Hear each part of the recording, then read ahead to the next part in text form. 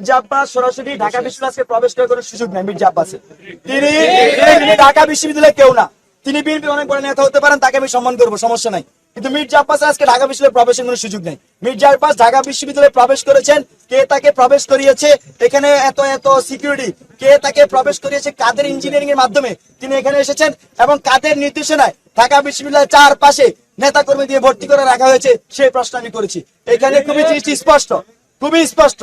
এখানে ভাই আবার প্রশ্ন করেছেন যে ইলেকশনের ভোট জালিয়াতি, আর 2-3টা তো প্রমাণিত হয়েছে। এটা তো আমি শুরু থেকে বলছি, এটা তো আমার মনে হয় নতুন করে জিজ্ঞেস করার কিছু নাই।